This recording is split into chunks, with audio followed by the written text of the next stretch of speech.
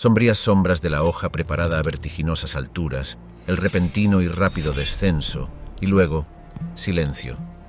Esta era la horrenda realidad de la guillotina, el escalofriante símbolo del reinado del terror durante la Revolución Francesa. Llamado así por el doctor Joseph-Ignace Guillotin, quien irónicamente propuso el dispositivo como un método de ejecución más humano, la guillotina se convirtió en el espeluznante centro de atención en las plazas públicas desde 1793 hasta 1794. Este imponente instrumento de muerte, con su hoja afilada como una navaja, acabó con la vida de unas 17.000 personas en el corazón de la Revolución. Entre los condenados estaban el rey Luis XVI y la reina María Antonieta, enviados a la navaja nacional en un gran espectáculo de justicia retorcida. Pero considera esta macabra pregunta que ha fascinado a científicos y espectadores durante siglos: ¿cuánto tiempo permanece una persona consciente después de su cita con Madame Guillotina? ¿Podrían las cabezas cortadas de los condenados ser testigos de su propia espantosa muerte? Las crónicas de la época son escalofriantes, por decirlo menos, llenas de historias de ojos parpadeantes y labios en movimiento. Voltaire una vez dijo: «Está prohibido matar, por lo tanto todos los asesinos son castigados a menos que maten en grandes cantidades y al son de las trompetas». En nuestro viaje hoy, nos adentraremos profundamente en la era donde la muerte era un espectáculo público, sancionado por el Estado y llevado a cabo al son de la trompeta revolucionaria. ¿Estás listo para regresar a las calles bañadas en sangre de la Francia revolucionaria? Bienvenido al diario de Julio César. Del hacha a la elegancia, el intrincado baile de la muerte, antes de la guillotina. Mucho antes de que la escalofriante eficiencia de la guillotina entrara en juego, la humanidad contaba con una serie de instrumentos que buscaban realizar el sombrío baile de la muerte. Uno de los métodos más tempranos y rudimentarios era el hacha de decapitación, una herramienta impregnada en la historia humana. En el corazón de las antiguas civilizaciones de Grecia y Roma, alrededor del siglo V a.C., el hacha desempeñaba un papel crucial en la entrega de justicia. No era solo una herramienta de tala de madera reutilizada para la ocasión. Las hachas de decapitación, a menudo decoradas con intrincados grabados y diseños, eran herramientas de poder, un símbolo tangible de la autoridad que los gobernantes y verdugos tenían sobre la vida y la muerte. Eran recordatorios públicos de la máxima pena por contravenir las normas o leyes sociales. A medida que avanzamos en el tiempo y nos desplazamos geográficamente hacia las Islas Británicas en la Edad Media, encontramos que la popularidad del hacha como herramienta de ejecución aumentaba. Sin embargo, el proceso de decapitación con un hacha no estaba exento de complicaciones. Dependía demasiado de la fuerza y precisión del verdugo. Un testimonio de esto es la infame ejecución de María, reina de los escoceses, en 1587. Robert Beale, un diplomático inglés presente en la escena, describió cómo el primer golpe no le dio en el cuello y golpeó la parte posterior de su cabeza. El segundo golpe cortó el cuello, excepto por un pequeño trozo de tendón, que el verdugo cortó usando el hacha. En el mismo periodo, somos testigos del auge de otro dispositivo de ejecución, la espada. A diferencia del hacha, la espada era considerada una herramienta de ejecución más caballerosa. La nobleza de toda Europa a menudo encontraba su fin por la espada, considerada un privilegio acorde a su estatus. Sin embargo, esto no era una práctica universal. Por ejemplo, Ana Bolena, la segunda esposa de Enrique VIII de Inglaterra, fue decapitada por una espada en 1536, una cortesía que no se extendió a su primera esposa, Catalina de Aragón. A medida que pasaban los siglos, la opinión pública sobre la ejecución comenzó a cambiar. La era de la Ilustración, caracterizada por ideas de reforma humanitaria, encontró a muchos cuestionando los crueles métodos de la pena capital. En esta mentalidad en evolución entró el doctor Joseph-Ignace Guillotin, quien en 1789 propuso un nuevo dispositivo diseñado para hacer la pena capital rápida, eficiente y menos propensa a errores. Poco sabía él, su nombre estaría para siempre asociado con el instrumento que pensó que sería más humano. Históricamente, la ejecución era un espectáculo grotesco, lleno de las tétricas teatralidades del sufrimiento y el dolor. Para el momento de la propuesta del doctor Guillotin, estaba en marcha un cambio para hacer estos espectáculos públicos menos sobre causar agonía y más sobre administrar justicia de manera eficiente e igual. Sin embargo, con el tiempo, la humana contrapción de Guillotin se convertiría en un símbolo de terror durante la Revolución Francesa. Dr. Joseph Ignace Guillotin, una mente benévola en un contexto mórbido. En la narrativa de la historia humana, la paradoja es un tema recurrente. El Dr. Joseph Ignace Guillotin, el hombre asociado con uno de los dispositivos de muerte más infames jamás inventados, era la personificación de la paradoja. Nacido en Saintes, Francia, el 28 de mayo de 1738, el Dr. Guillotin, médico de profesión, tenía el objetivo de aliviar el sufrimiento humano. No podría haber predicho los giros dramáticos que tomaría su vida, culminando en la adopción de un instrumento de muerte que lleva su nombre hasta el día de hoy. Irónicamente, el Dr. Guillotin estaba inicialmente más ocupado con los vivos que con los difuntos. Antes de adentrarse en el mundo del castigo capital, pasó mucho tiempo luchando contra la viruela. Fue un ferviente defensor de la recién descubierta vacuna contra la viruela de Edward Jenner. De hecho, el Dr. Guillotin incluso se atrevió a probar la vacuna en su propia familia, una medida de la profunda convicción que tenía en el progreso de la medicina. Sin embargo, el estimado doctor no era solo un hombre de medicina, sino también un hombre de política. Elegido para la Asamblea Nacional Francesa como representante de París en 1789, se convirtió en una parte crucial de la creciente ola de cambio social y político que estaba a punto de barrer Francia. Fue durante su tiempo en la Asamblea que el Dr. Guillotin hizo una propuesta que para siempre entrelazaría su nombre con la historia del castigo capital. A pesar de la creencia popular, el Dr. Guillotin no fue el diseñador de la guillotina. En cambio, propuso la idea de un método de ejecución rápido y uniforme que pudiera reemplazar los espeluznantes métodos de la época, como romper en la rueda o despedazar. Creía que tal dispositivo mantendría los principios de igualdad y humanidad, valores fundamentales de la Revolución. Como declaró en un discurso en octubre de 1789, «Con mi máquina te corto la cabeza en un abrir y cerrar de ojos y nunca lo sientes». Esta cita, aunque más macabra de lo que le hubiera gustado, transmite su intención de hacer que el castigo capital sea menos bárbaro y más consistente en todas las clases sociales. La ironía de su empresa no se perdió en sus contemporáneos tampoco. De hecho, una popular revista francesa de la época, Les Actes des Apôtres, compuso una canción satírica sobre la propuesta del doctor. La canción, titulada La Guillotina, fue quizás la primera vez que el nombre del Dr. Guillotin se asoció públicamente con el dispositivo. La popularidad de la canción, junto con la posterior adopción del dispositivo por parte del Estado francés, resultó en que el nombre del doctor se vinculó inextricablemente al aparato de ejecución. Sin embargo, la vida después de la Revolución no fue amable con el Dr. Guillotin. A pesar de sus mejores esfuerzos por distanciarse del dispositivo que había adoptado su nombre, la asociación pública era demasiado fuerte. Un hombre de curación fue paradójicamente recordado por un instrumento de muerte. En un giro del destino, incluso se propagaron rumores de que había encontrado su fin por la misma máquina que había defendido, aunque en realidad había muerto en su cama a la edad de 75. El arte macabro, una exploración del diseño y mecánica de la guillotina. La guillotina, con su forma austera y escalofriante eficiencia, encapsula una fusión de forma, función y terror, una creación impulsada por los tiempos turbulentos de la Revolución Francesa. Lejos de ser una herramienta simple, la guillotina es una pieza sofisticada de ingeniería que garantizaba un paso rápido y seguro de la vida a la muerte. La adopción de la guillotina fue más una evolución que un momento de creación. Fue Tobias Schmidt, un fabricante alemán de pianos, quien se encargó de la construcción de la primera guillotina en la primavera de 1792, siguiendo la sugerencia del doctor. Schmidt, un maestro en la creación de instrumentos intrincados, ahora debía construir un instrumento de muerte. Asistiéndole en esta sombría empresa estaban Antoine Louis, secretario de la Academia de Cirugía, y un verdugo francés, Charles-Henri Sanson. La guillotina constaba de 2 postes verticales paralelos, coronados con una viga transversal y una cuchilla en forma de media luna.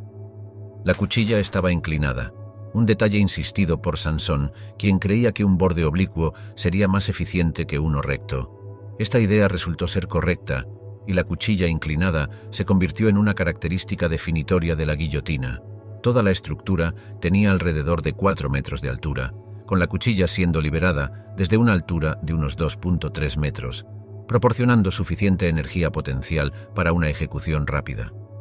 La simplicidad de la guillotina era su genialidad. Una vez que la cuchilla se levantaba y bloqueaba en su lugar, se liberaba con el tirón de una cuerda, aprovechando la atracción infalible e implacable de la gravedad para provocar el fin. El descenso de la cuchilla era rápido, generalmente alrededor de 1/5 de segundo, una característica de diseño que tenía como objetivo minimizar el sufrimiento del condenado. Un elemento interesante de la guillotina era la luneta, un dispositivo similar a un yugo en la base de los postes que mantenía el cuello del condenado en su lugar. La luneta era ajustable para adaptarse a los diferentes tamaños de los condenados, un detalle que destacaba la perturbadora mezcla de humanidad y eficiencia en su diseño. Otro aspecto crucial de la guillotina era su portabilidad. La guillotina podía ser desmontada, transportada y vuelta a montar con relativa facilidad, una característica práctica y sombría en un momento de amplio trastorno político y ejecuciones públicas. Aunque la guillotina era un dispositivo de horror, no escapó del humor de la época. El mecanismo que liberaba la cuchilla se llamaba humorísticamente el déclic, un juego de palabras que podría significar tanto gatillo como está decidido. Incluso a la sombra de la muerte parece que se podía encontrar un sentido del humor oscuro. La guillotina era escalofriantemente confiable, tanto que siguió siendo el método oficial de ejecución de Francia hasta bien entrado el siglo XX. Su último uso fue tan reciente como 1977, un crudo recordatorio de su impacto duradero. A pesar de su macabra función, el diseño y la mecánica de la guillotina hablan mucho sobre la ingeniosidad humana aplicada en el más mórbido de los contextos. El nivelador de estatus, la guillotina como la dispensadora democrática de muerte. En medio de la tumultuosa era de la Revolución Francesa, surgió una nueva forma de justicia. Llegó a la escena un instrumento de ejecución, uno que personificaba los ideales revolucionarios de igualdad y fraternidad de una manera macabra, la guillotina. Esta creación se convirtió en un símbolo de un campo nivelado donde el estatus de uno, noble o plebeyo, no podía evitar la mano de la muerte. Bajo el viejo régimen, la pena capital era un espectáculo público cargado de distinciones de clase. Los nobles a menudo eran decapitados, una muerte relativamente rápida, mientras que los plebeyos enfrentaban finales más duros como el ahorcamiento o ser despedazados en la rueda. La llegada de la guillotina borró estas disparidades. Proclamaba, en una demostración escalofriante, que en la muerte todos eran iguales. Desde su primera demostración pública, el 25 de abril de 1792, cuando un salteador de caminos llamado Nicolas Jacques Pelletier se convirtió en su primera víctima, la guillotina se convirtió en la encarnación de la doctrina revolucionaria. El propio rey Luis el XVI, una vez el monarca absoluto de Francia, encontró su fin en la guillotina el 21 de enero de 1793, en la Place de la Revolución. Su muerte, un marcado contraste con las ejecuciones regias del pasado, fue testigo del brutal igualitarismo de la guillotina. No fue solo el rey caído. La reina, María Antonieta, y otras nobles como Madame du Barry y Madame Elisabeth, la hermana del rey, todos enfrentaron el mismo destino. El reinado de la guillotina no terminó con la nobleza. Su hoja cayó sobre los mismos revolucionarios, incluidos Georges Danton y Maximilien Robespierre, hombres que una vez estuvieron al mando de la revolución. Su ejecución es quizás la máxima demostración de la naturaleza indiscriminada de la guillotina. Incluso los partidarios de la revolución no pudieron escapar de su hoja cuando la marea se volvió en su contra. Como dijo Robespierre, uno de los arquitectos del reinado del terror, antes de que él también fuera llevado a la guillotina, el terror no es más que justicia, pronta, severa, inflexible. La sombría danza de la guillotina no cesó incluso con el cierre de la revolución. Se convirtió en el método estándar de ejecución en Francia, un sombrío legado de la era revolucionaria. Personajes notables como el asesino Henri Pranzini y el anarquista Émile Henry encontraron su fin bajo su hoja. Su estatus social o político no les concedió ningún indulto. Es difícil exagerar el impacto de la guillotina en la psique de la era. Influyó en la cultura, apareciendo en literatura, canciones e incluso en el argot popular. Frases como estornudar en el saco o mirar por la ventana se convirtieron en eufemismos para la ejecución. La navaja nacional, como se refería sarcásticamente a ella, estaba arraigada en la conciencia pública como la niveladora definitiva. Sin embargo, la guillotina no era solo una dispensadora de muerte, sino también una herramienta de comentario social. El caricaturista Honoré Daumier, por ejemplo, usó la guillotina como un símbolo en sus obras para criticar el poder judicial y el establishment político de su tiempo. Sombra de la hoja. El baile de la guillotina en el reinado del terror. Con la Revolución Francesa en pleno apogeo, los ciudadanos de Francia se encontraron embarcándose en un peligroso viaje a través de un mar turbulento de agitación política y disturbios sociales. Esta era tumultuosa fue pintada en carmesí por el reinado del terror, un capítulo donde la fría e indiferente hoja de la guillotina se cobró miles de vidas, comenzando desde el 5 de septiembre de 1793 y persistiendo hasta la caída de Robespierre el 28 de julio de 1794, el reinado del terror fue testigo de cómo la guillotina era transportada por las calles de París, dejando un rastro de terror a su paso. La Revolución Francesa fue un tiempo en que el aire crepitaba con susurros de libertad, igualdad y fraternidad. Sin embargo, pronto se transformó en un espantoso espectáculo de muerte bajo el reinado del Comité de Seguridad Pública, el gobierno revolucionario que gobernaba Francia durante este tiempo. El comité, liderado por figuras como Maximilien Robespierre y Louis-Antoine de Saint-Just, consideraba la guillotina una herramienta necesaria para purgar a Francia de sus enemigos. El terror comenzó como una medida contra los contrarrevolucionarios, pero pronto se salió de control. Nadie estaba a salvo de la sospecha y la posterior condena. La nobleza, el clero e incluso los compañeros revolucionarios se encontraron bajo la hoja de la guillotina.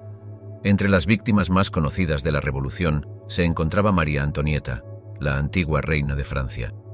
El 16 de octubre de 1793 fue escoltada por las calles de París hasta la guillotina. El espectáculo atrajo a multitudes de espectadores, sus vítores y burlas resonaban por la ciudad.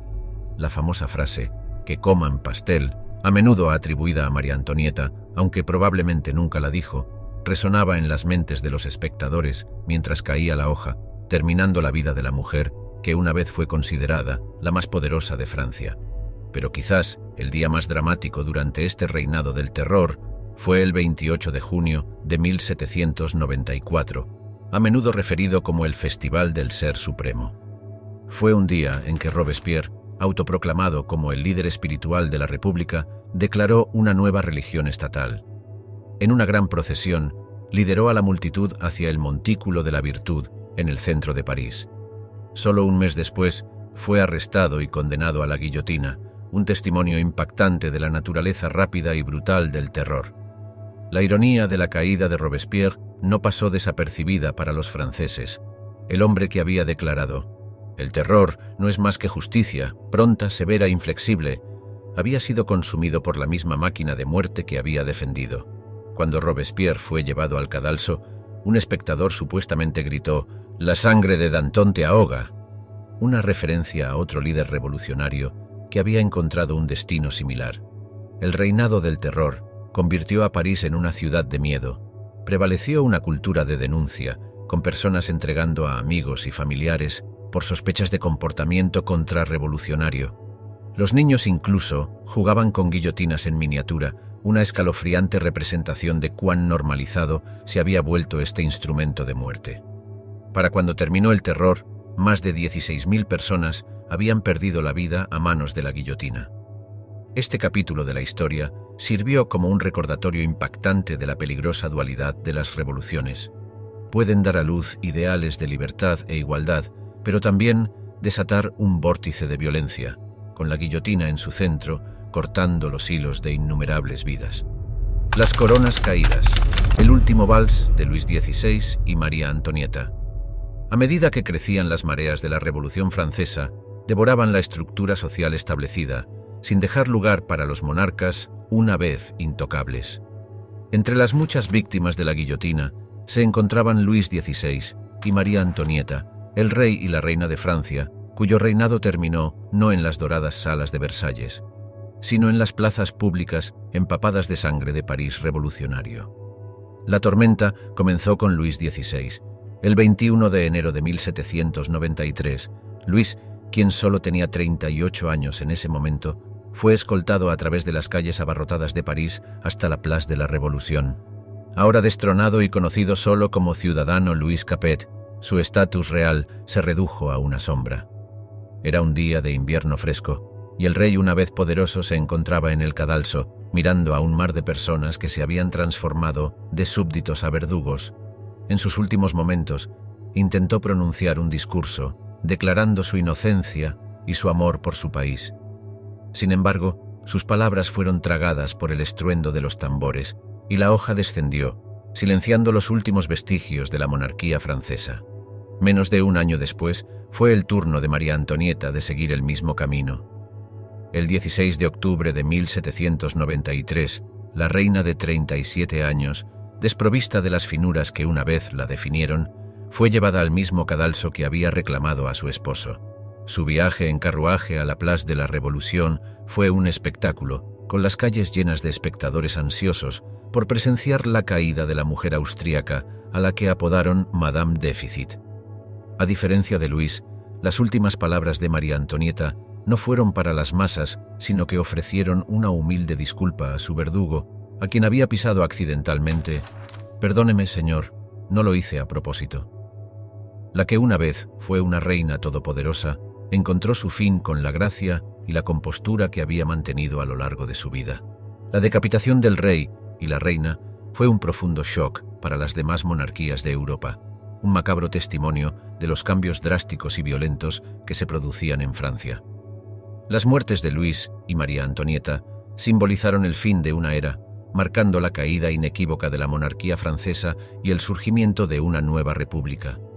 Aún más inquietante era la idea de que el contrato social entre los gobernantes y los gobernados se había roto irrevocablemente, reemplazado por un principio democrático que no solo responsabilizaba a los monarcas, sino que podía, si era necesario, condenarlos a muerte.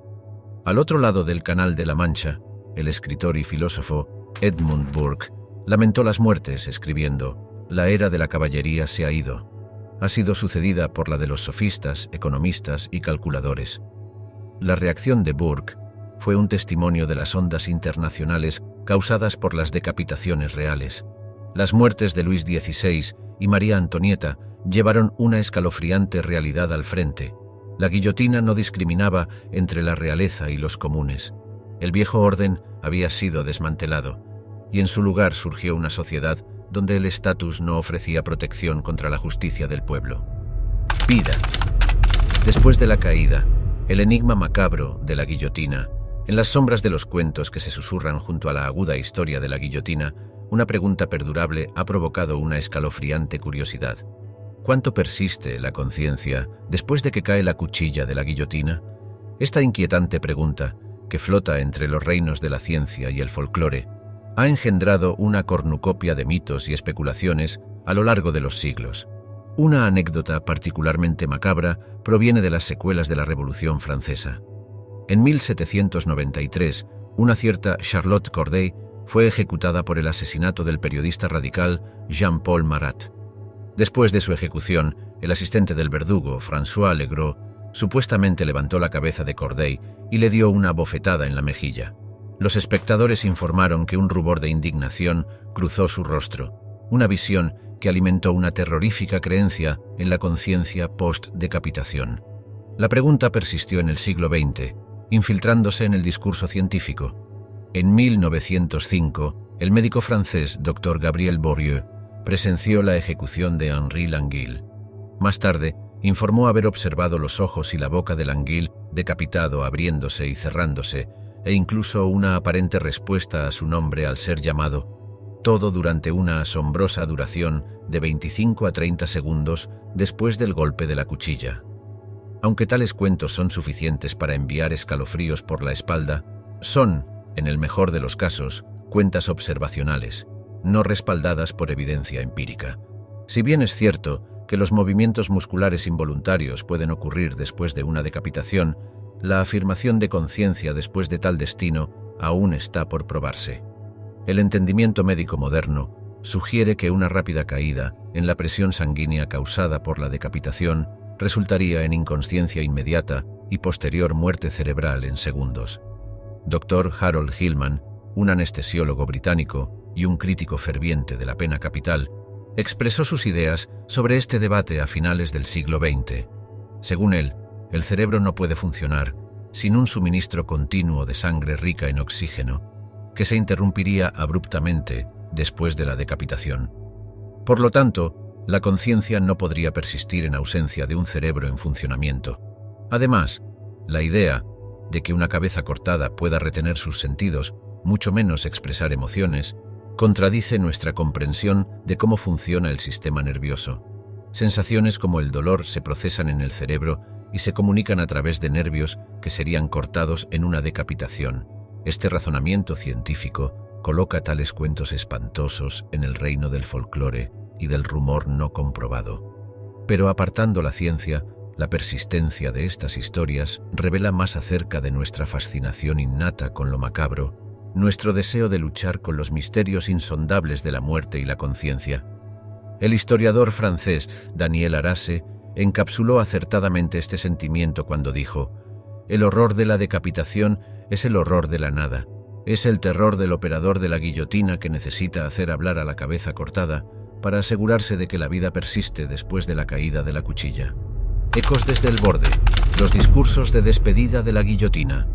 El escalofriante raspadura de la hoja de la guillotina grabó una trayectoria macabra a través de la historia de Francia, terminando innumerables vidas con una eficiencia despiadada. Sin embargo, dentro de este cuadro de terror, surgen voces, indomables y conmovedoras, que se negaron a ser silenciadas por la sombra amenazante de la hoja. Son los fantasmas de la guillotina. Sus últimas palabras resuenan desafiante contra el espectro de la muerte. Una de estas voces pertenecía a Georges Danton, una figura destacada en las primeras etapas de la Revolución Francesa. Cuando se paró frente a la hoja, el 5 de abril de 1794, su espíritu carismático permaneció imperturbable. Las palabras de despedida de Danton a su verdugo reflejaban una aceptación desafiante de su destino. «No olvides mostrar mi cabeza a la gente, vale la pena verla». Danton conocía su valor y aún en la muerte buscaba recordarle a la multitud su convicción y su contribución a la revolución. Pero no todas las voces estaban llenas de desafío o gracia. Algunas estaban imbuidas de un humor sombrío. El bandido Nicolas Jacques Pelletier, enfrentándose a la ejecución el 25 de abril de 1792, la primera víctima de la guillotina, supuestamente bromeó: «Se podría decir que estoy perdiendo la cabeza por esto». Su humor macabro servía para humanizarlo, haciéndolo más que solo un nombre en los registros de los condenados. Otros utilizaron sus últimos momentos para hacer declaraciones políticas. Jean-Baptiste Carrier, un revolucionario conocido por su papel en la brutal represión de las fuerzas contrarrevolucionarias en Nantes, hizo un gran despliegue de su lealtad a la República hasta su último aliento. El 16 de diciembre de 1794, momentos antes de su ejecución, declaró fervientemente: «Viva la República, mi muerte será el sello de mis principios». En una vena más conmovedora, Madame du Barry, una antigua favorita del rey Luis XV y una dama de la noche antes de su elevación, se informó que rogó por misericordia a la multitud indiferente durante su ejecución el 8 de diciembre de 1793. Sus súplicas, un testimonio inquietante de su miedo, perduraron mucho después de que la guillotina reclamó su vida. Los terroríficos deslices de la guillotina, cuentos de escalofriantes errores. Contrariamente a la creencia popular, la guillotina, el temido símbolo del reinado del terror de la Revolución Francesa, no siempre fue tan eficiente como su siniestra reputación podría sugerir. Hubo momentos en que este infalible instrumento de muerte se atascó y falló, transformando rápidas ejecuciones en prolongados espectáculos de tormento. Uno de los incidentes más infames ocurrió durante la ejecución de Luis el XVI. El 21 de enero de 1793, el monarca depuesto se paró en el cadalso, su otrora regia apariencia reemplazada por la palidez de un hombre condenado. La primera caída de la cuchilla no cortó completamente el cuello del rey, y se necesitó un angustioso segundo intento para terminar el trabajo. La multitud, enmudecida en anticipación, dejó escapar un grito colectivo ante la horrible escena. Este perturbador espectáculo impulsó más refinamientos en el diseño de la guillotina, en una lúgubre búsqueda de la perfección. Otro incidente escalofriante tuvo lugar durante la ejecución de Charlotte Corday, la asesina de Jean-Paul Marat. Después de su ejecución, el 17 de julio de 1793, se informó que los ojos de Corday parpadearon y sus mejillas se sonrojaron después de que el verdugo levantó su cabeza cortada a la multitud. Ya fuera una macabra acción refleja o una espeluznante confirmación de la consciencia después de la decapitación, este horroroso espectáculo causó bastante revuelo entre los espectadores y el público en general. Sin embargo, quizás uno de los casos más inquietantes ocurrió durante la ejecución del notorio bandido Nicolas Jacques Pelletier. El 25 de abril de 1792, la guillotina hizo su debut público con Pelletier como su primer participante reacio. El mecanismo de liberación rápida falló, causando que la cuchilla se atascara a medio camino. La multitud observó con fascinación mórbida mientras el verdugo luchaba para completar su macabra tarea, transformando lo que se suponía que debía ser un rápido acto de justicia en una inquietante demostración de ineptitud. A pesar de estos sombríos deslices, la guillotina continuó siendo el método preferido de ejecución, en gran parte debido a su humanidad percibida. Los defensores del dispositivo argumentaron que estos eran incidentes aislados, problemas a resolver mediante la ingeniería en lugar de abandonar el método. Las ejecuciones fallidas impulsaron numerosas modificaciones al dispositivo, con cada ajuste prometiendo una forma de muerte más eficiente. Era una realidad incómoda. La racionalización de la muerte, con el objetivo de hacer lo impensable aceptable. Sin embargo, los cuentos de estos escalofriantes errores persistieron, susurros en las calles adoquinadas, historias escalofriantes compartidas en tonos apagados. El horroroso espectáculo de un fracaso de la guillotina, aunque raro, proyectó una larga sombra sobre su escalofriante reinado, un escalofriante recordatorio de que incluso en la ciencia de la muerte había margen para el error. Era un pensamiento sobrio para aquellos que se encontraban a merced de su cuchilla. El teatro macabro, fascinación pública y la danza espantosa de la guillotina. En los turbulentos años de la Revolución Francesa, un espectáculo sombrío se desarrolló en el corazón de París. La guillotina, la encarnación de la justicia igualitaria, se alzaba alta en las plazas de la ciudad, su cuchilla resplandeciendo ominosamente bajo el sol. Sin embargo, no era el dispositivo del verdugo lo que mantenía a la ciudad en suspenso, sino el espectáculo de la muerte en sí. Los espectadores miraban, con rostros pálidos pero ojos abiertos de fascinación. Este era su teatro, su entretenimiento, y la trágica obra de vida y muerte se desarrollaba con cada caída de la cuchilla. La intriga no se limitaba a las masas sin lavar. La aristocracia, recluida en sus grandes palacios, estaba igualmente absorta. Aunque temblaban ante la idea de tener sus propios cuellos bajo la cuchilla, estaban intrigados por el espectáculo. Era la fascinación mórbida que cruzaba los estratos sociales, la experiencia humana compartida de enfrentarse a la mortalidad. Las historias de estas reuniones macabras impregnaban la sociedad, con la espantosa danza de la guillotina convirtiéndose en una parte integral de la tela social de la ciudad. Fue durante estos momentos que la famosa Madame Tussaud, conocida por sus réplicas de cera de figuras prominentes, encontró inspiración para su escalofriante colección.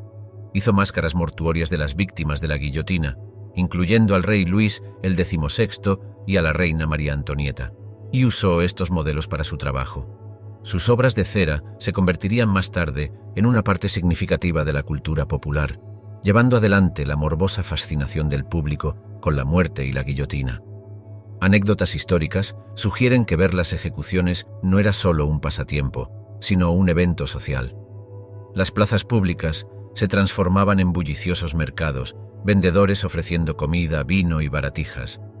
Los niños corrían jugando, su inocente risa un extraño contrapunto al sombrío cuadro.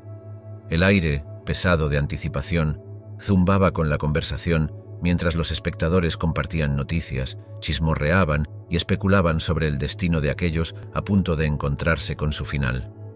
Era un espectáculo social, la dura realidad de la muerte subrayando la vitalidad de la vida.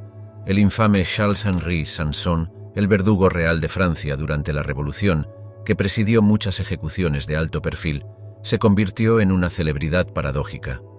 A pesar de su sombría ocupación, era un personaje central en el espectáculo, sus movimientos seguidos y escrutados por la audiencia.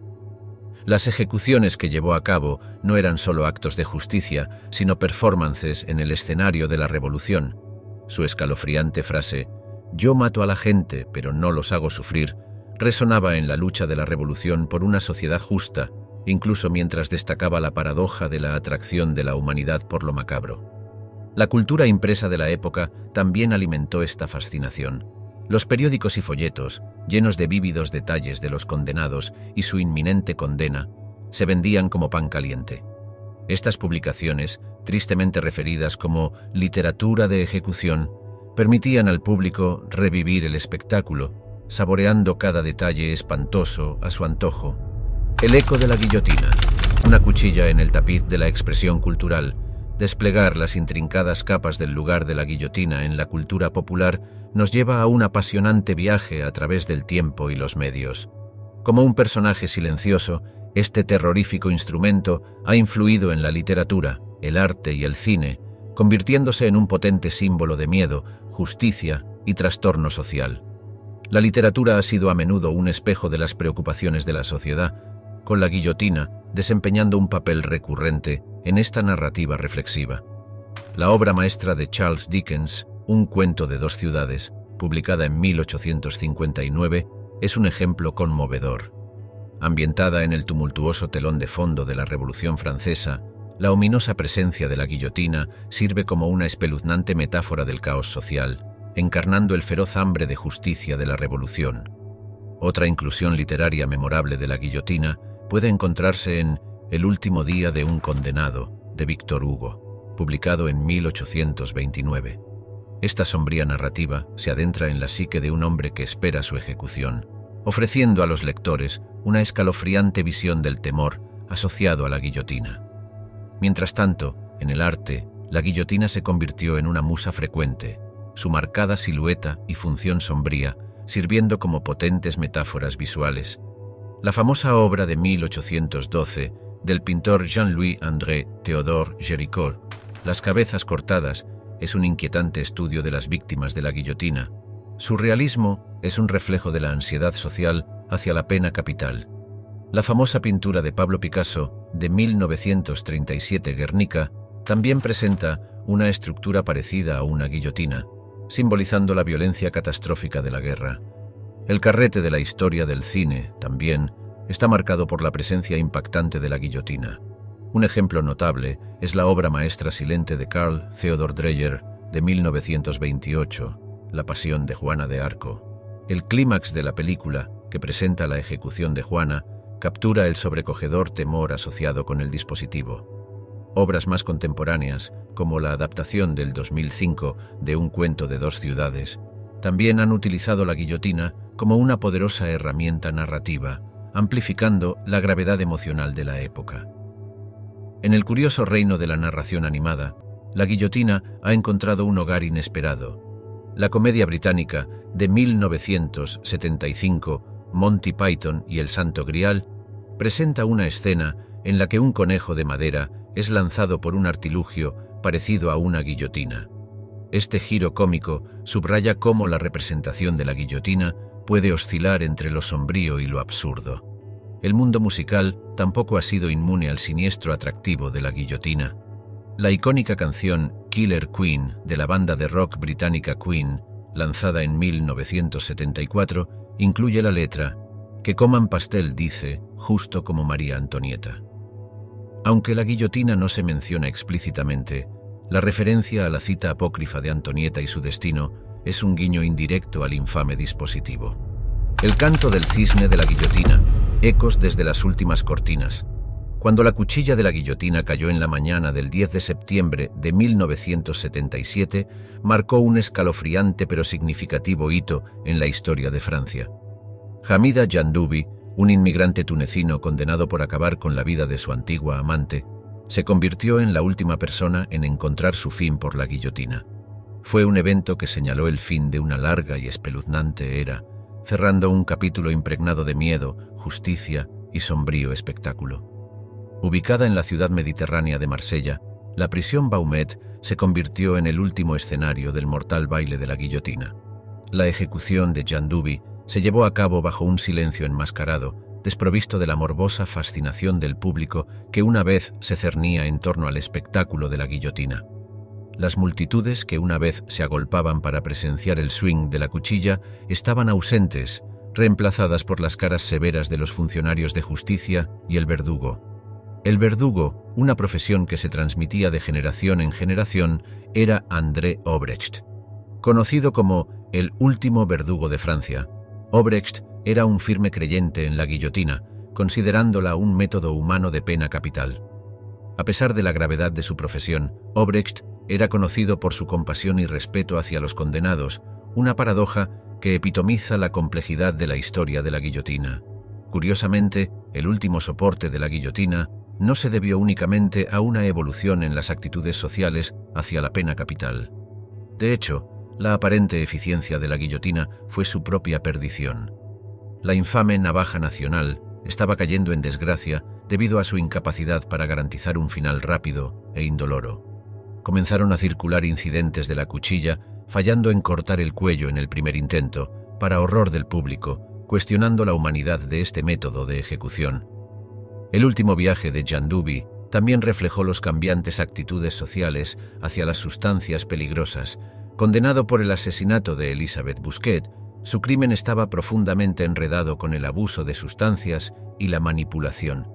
Su juicio fue un eco inquietante de los problemas de la sociedad, un duro recordatorio del lado oscuro de la naturaleza humana y la creciente preocupación por el mal uso de las sustancias.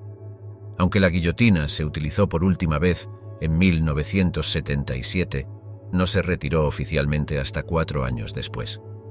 El 9 de septiembre de 1981, bajo el liderazgo del presidente François Mitterrand, Francia abolió la pena de muerte por completo, lo que marcó el final oficial de la era de la guillotina. Robert Badinter, el ministro de Justicia en ese momento, famosamente citó a Víctor Hugo durante el debate decisivo: «Matar en nombre de la nación es incomprensible. La abolición es un signo del avance de la nación. La historia de los últimos días de la guillotina es una historia conmovedora, una que refleja los valores cambiantes de la sociedad a medida que se inclinaba constantemente hacia la empatía, la rehabilitación y alejándose de la retribución. Sirve como un recordatorio conmovedor de la capacidad humana para cambiar, incluso ante tradiciones y normas profundamente arraigadas». Sombra de la guillotina, en las salas de historia y ecos de cultura. Congelada en el tiempo, la guillotina es un símbolo escalofriante de una era marcada por la brutalidad y la justicia cruda. Aunque los ecos del descenso fatal de la cuchilla se han desvanecido hace mucho en el silencio, el espectro de la guillotina nos sigue persiguiendo. Su influencia resuena en las cámaras de los museos, su semejanza capturada en réplicas y su narrativa tejida en el tejido de la cultura popular. Uno de los lugares más cautivadores que alberga los restos de la guillotina es el Museo de Historia de Francia, situado en el corazón de París. Entre los muchos tesoros de la colección, una réplica de la guillotina se erige como un sombrío recordatorio del pasado de Francia. Es un eco meticulosamente elaborado de la original navaja nacional, que una vez se alzó en la Plaza de la Revolución durante los tumultuosos días de la Revolución Francesa. Sin embargo, no es solo en las silenciosas salas de los museos donde la guillotina proyecta su larga sombra. En el pueblo francés de Mortagne-au-Perche, un excéntrico dueño de un hotel, Michel Lotito, conocido por su habilidad para ingerir objetos indigestibles, afirmó poseer una auténtica guillotina. Exhibió este sombrío artefacto en el patio de su hotel, el Hostellerie du Cerf, donde se cernía como una extraña atracción para los huéspedes y curiosos transeúntes. De manera similar, la ciudad de Brujas en Bélgica alberga una sombría atracción en su cervecería Halbe-Maan. En una extraña ironía, una cervecería, símbolo de alegría y camaradería, alberga una guillotina auténtica, silenciosa y fría, un contraste marcado con el ambiente cálido y animado de la cervecería. En efecto, la guillotina no ha sido relegada a las sombras de la historia olvidada. Su imagen, narrativa y simbolismo han encontrado su camino en el reino de la cultura popular. La potencia de su simbolismo ha sido aprovechada en numerosas obras de literatura, cine y televisión. Desde la vívida descripción de Charles Dickens del terror de la guillotina en Historia de dos ciudades, hasta su representación en el popular musical Los Miserables, el legado de la guillotina perdura. Incluso en el mundo del arte, la guillotina ha dejado una marca. El provocativo artista británico Banksy, conocido por su subversivo y satírico arte callejero, ha utilizado la imagen de la guillotina en sus obras, notablemente en la pieza Verdugo y Niña, un potente comentario sobre la injusticia social. En una vena diferente, las réplicas de la guillotina han encontrado un nicho peculiar como macabros accesorios para actos de magia y casas encantadas, un testimonio más de su duradera relevancia simbólica.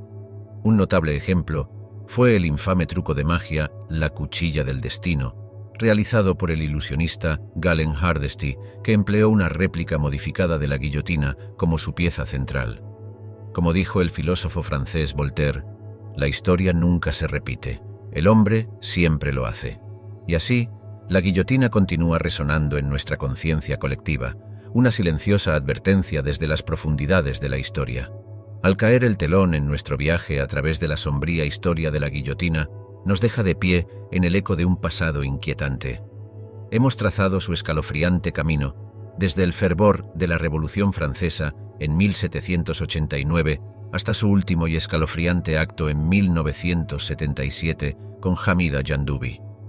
Hemos escuchado las últimas palabras desafiantes de los condenados, sentido la macabra fascinación del público y presenciado los espantosos errores de la ejecución. La guillotina, una invención desgarradora nacida de un deseo de igualdad en la muerte, continúa resonando a través de los corredores del tiempo, su sombra imperturbable. Y al cerrar este capítulo, recuerden estas palabras de las páginas de Historia de dos ciudades, de Charles Dickens, una novela ambientada en el contexto de la Revolución Francesa y el reinado de la guillotina. Escribió: «Veo una ciudad hermosa y un pueblo brillante surgiendo de este abismo. Y así, como el fénix renaciendo de las cenizas, la capacidad de cambio de la humanidad, su crecimiento, es el único faro brillante contra la sombría silueta de la historia de la guillotina». Gracias por acompañarnos en este viaje. Hasta la próxima vez, mantengan los ecos de la historia cerca de su corazón, porque es al entender el pasado que podemos dar mejor forma al futuro.